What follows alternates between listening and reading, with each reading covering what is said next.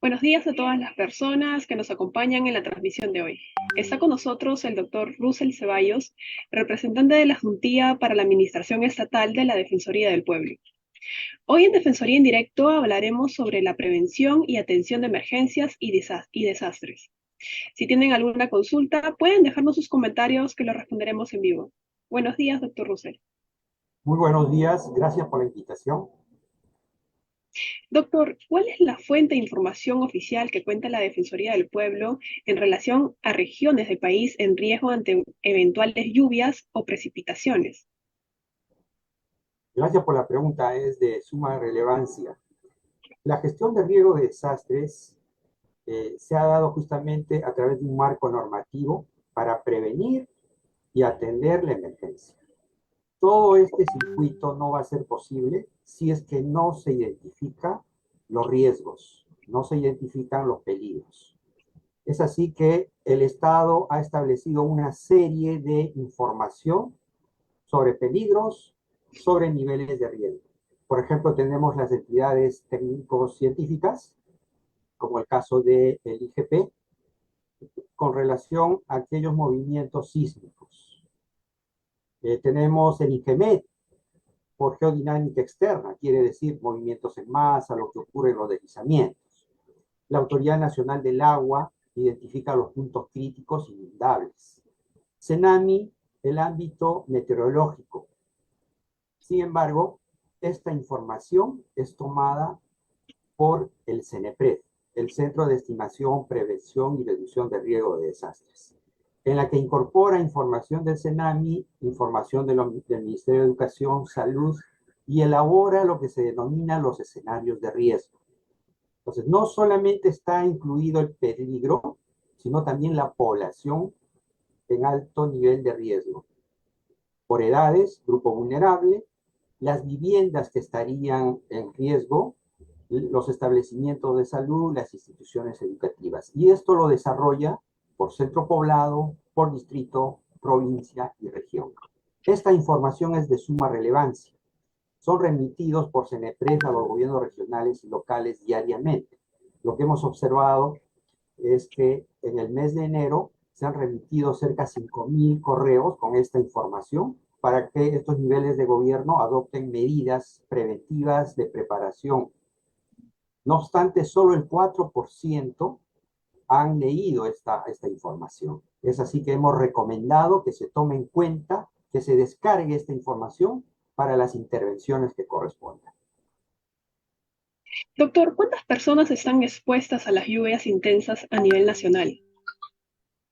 Dentro de los escenarios de riesgo, tenemos una emisión de información por 3 meses, de enero a marzo, en la que establece el CENEPRED que alrededor de 1,5 millones de personas estarían en riesgo muy alto ante inundaciones. Similar a esta cifra también ante movimientos en masa, los deslizamientos. Esto es por el periodo del trimestral. No obstante, cada 3 días también emite escenarios de riesgo por avisos meteorológicos, que tienen una vigencia de 2 o 3 días.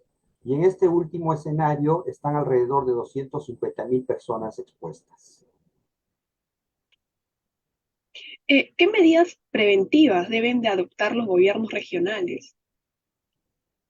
La gestión de riesgo de desastres tiene ese enfoque preventivo que se toma de ciertos acuerdos, el marco de Sendai, que le da prioridad a la prevención y reducción de riesgos. Esto es posible en la medida que se incorporen los grupos de trabajo, donde son el equipo de funcionarios, sea de una municipalidad, gobierno regional, a efectos que haga las actividades, proponga las intervenciones preventivas. Todo parte del conocimiento del riesgo. Deben de conocer su territorio y qué mejor hacerlo a través de una evaluación de riesgos, que es una escala de 1 a 25.000. Esta información es de suma relevancia para elaborar el plan de prevención y reducción de riesgos, el plan de desarrollo urbano, para las inversiones. No se pueden ejecutar inversiones si es que no cuentan con una evaluación de riesgos. Segundo paso, medidas preventivas. Todavía no, por ejemplo, una quebrada que no esté ocupada, se deben de tomar medidas preventivas a efectos que no sea ocupada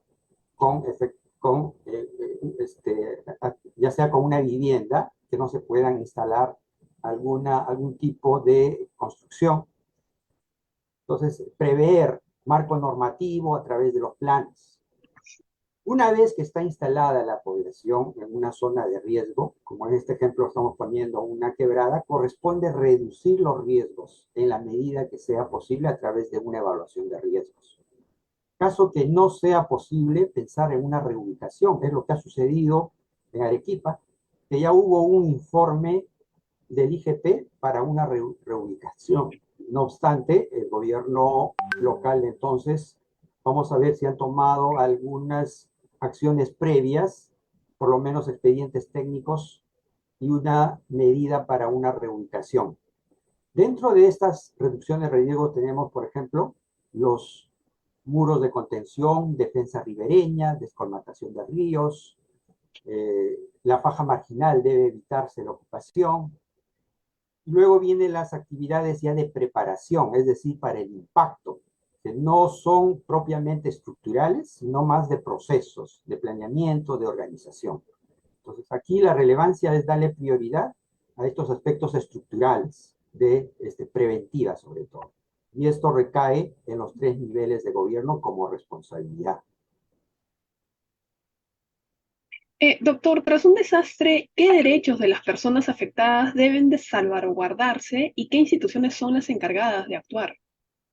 Ocurrido el impacto, lo que corresponde es una respuesta, con énfasis en la asistencia humanitaria y la rehabilitación de los servicios básicos afectados.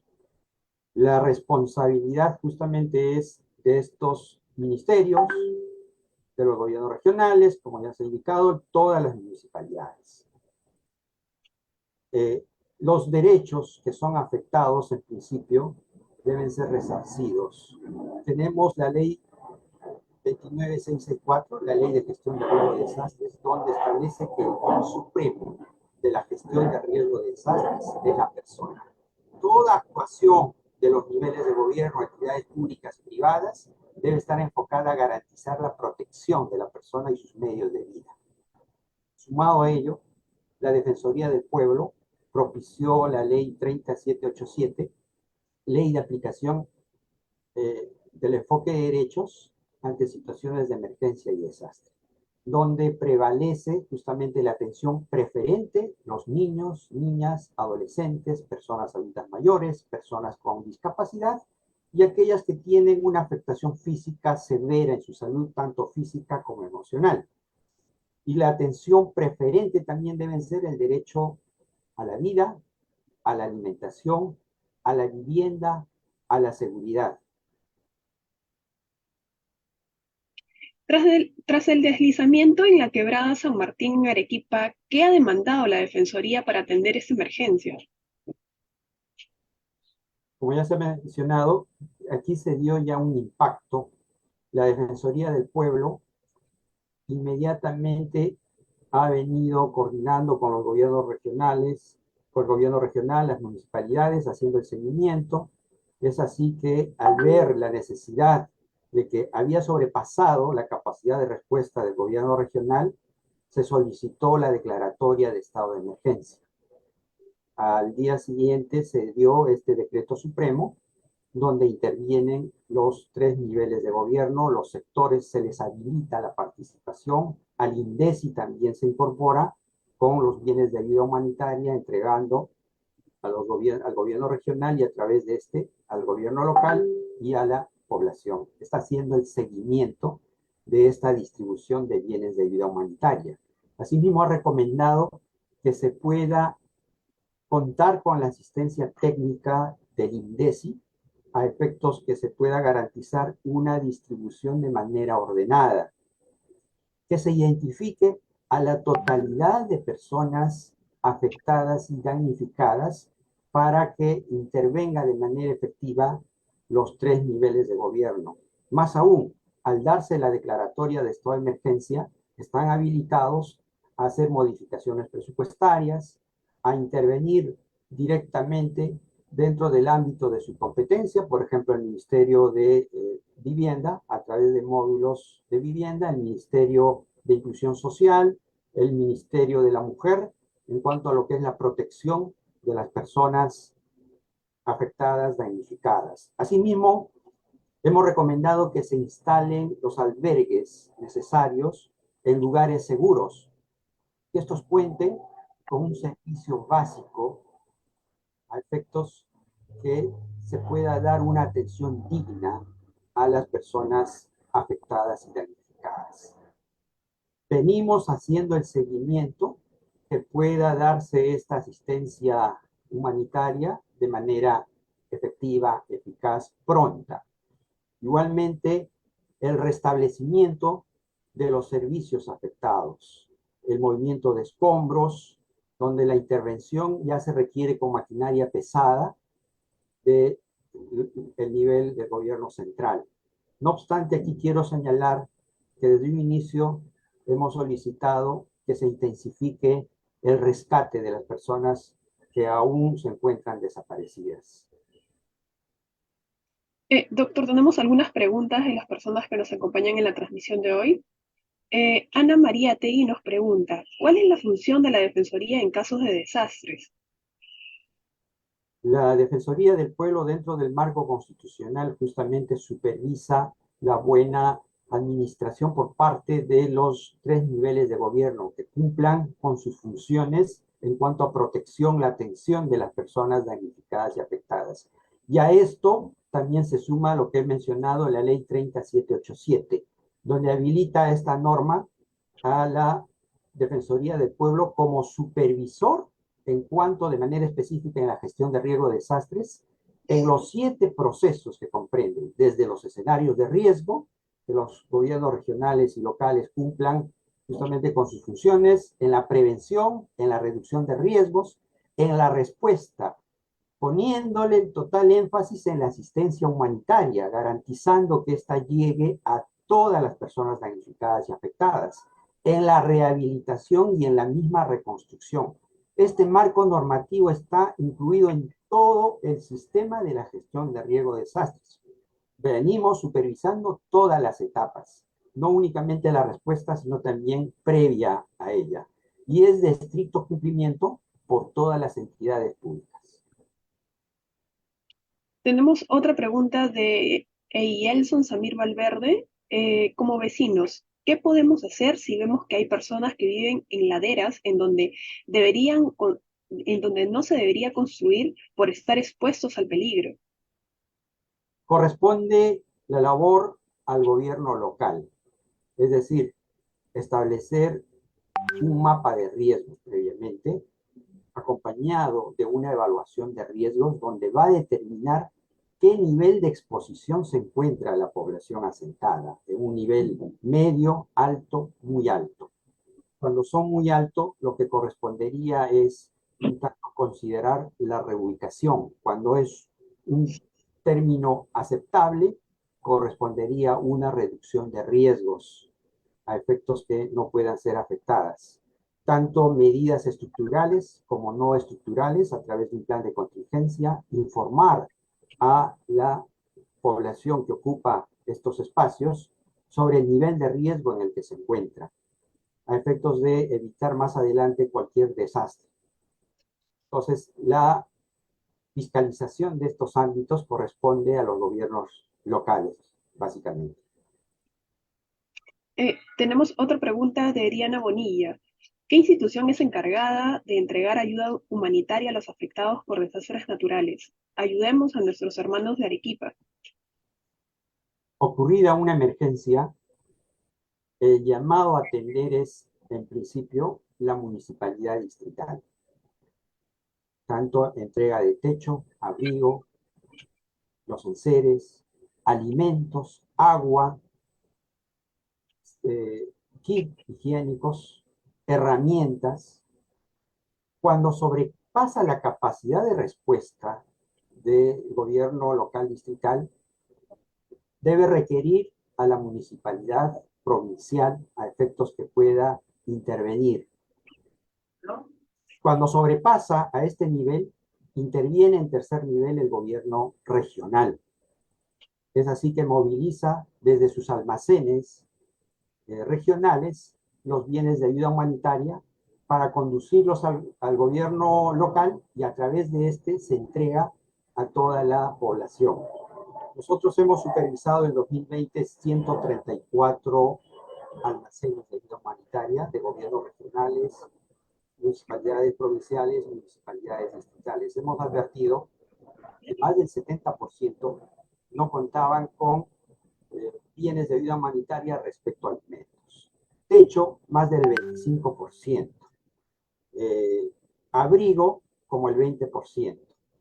Más aún, un alto porcentaje, solo 500 municipalidades habían asignado recursos de las 1.874 para la adquisición de estos bienes de ayuda humanitaria.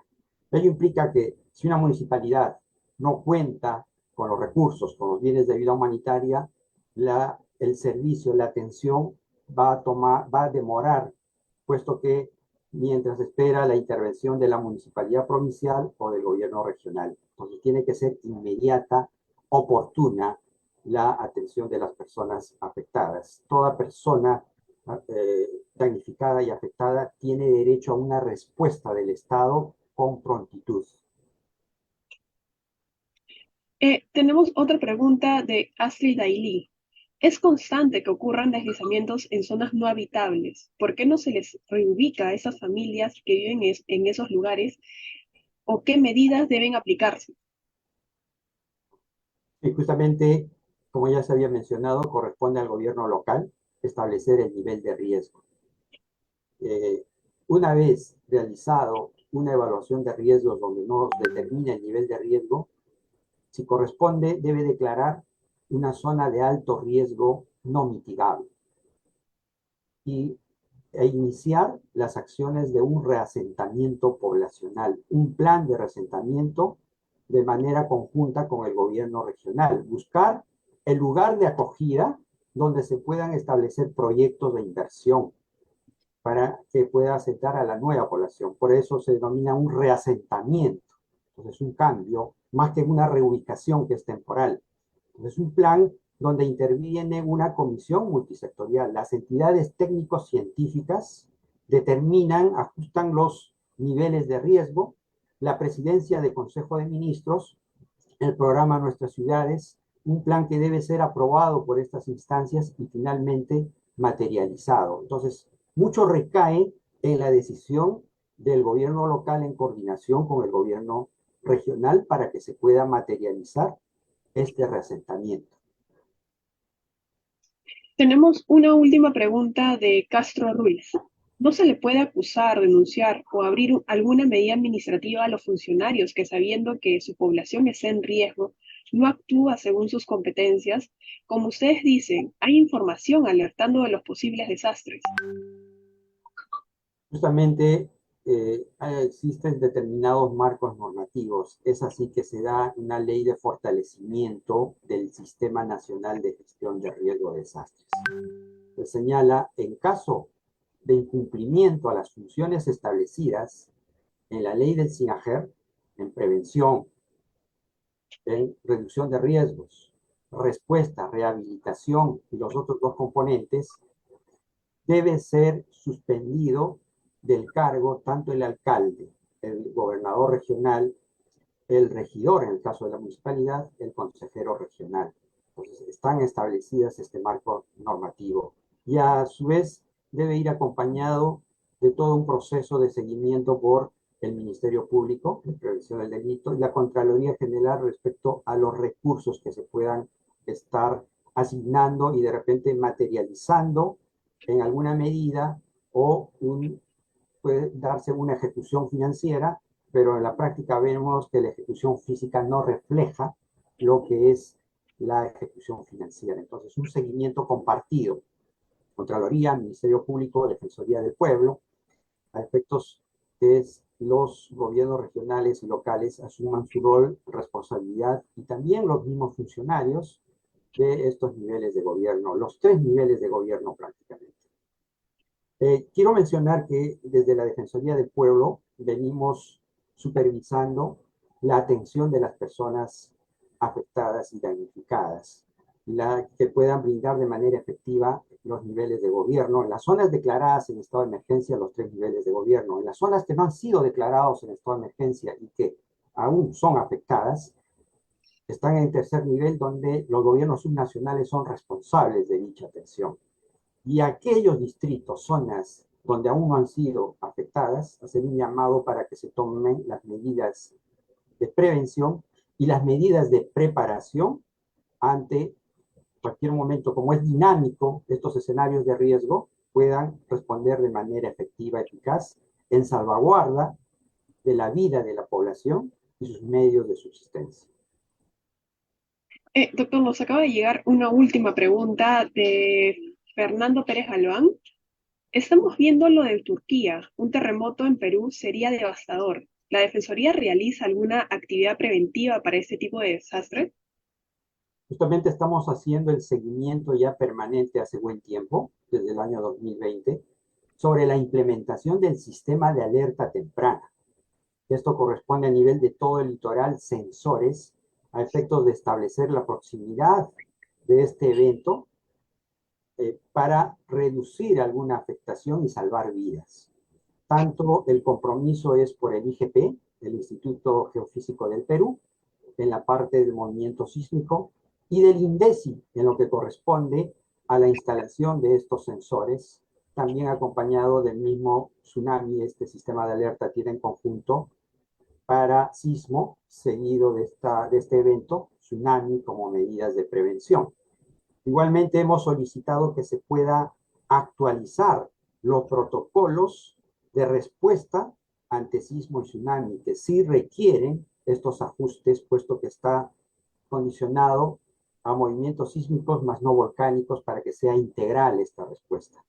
Como medidas también de difusión, venimos contribuyendo a efectos de que la población no pueda asentarse en lugares, que evite asentarse en lugares de alto riesgo, que los gobiernos locales cumplan con sensibilizar e informar sobre el nivel de riesgo en el que se encuentran. No obstante, nuestra preocupación también es, para este año, de los 25 gobiernos regionales, solo 9, y de las 1.874 municipalidades, solo 23 asignaron recursos para los estudios de riesgo en el territorio. Lo que implica es, ¿qué intervención va a ser efectiva en prevención, preparación? Si no conozco el territorio, no tengo el conocimiento del riesgo, de los peligros en el territorio. Entonces, hacemos un llamado a que se pueda intensificar estos estudios, estas evaluaciones del riesgo, los mapas de riesgo de su zona, para que se puedan adoptar las medidas que corresponden, preventivas, de preparación. Muchas gracias, doctor Russell, por la entrevista de hoy. Esperemos tenerlo en una próxima oportunidad. Agradecemos también a todas las personas que nos acompañaron en la transmisión. Muchas gracias. Muchas gracias. Muchas gracias.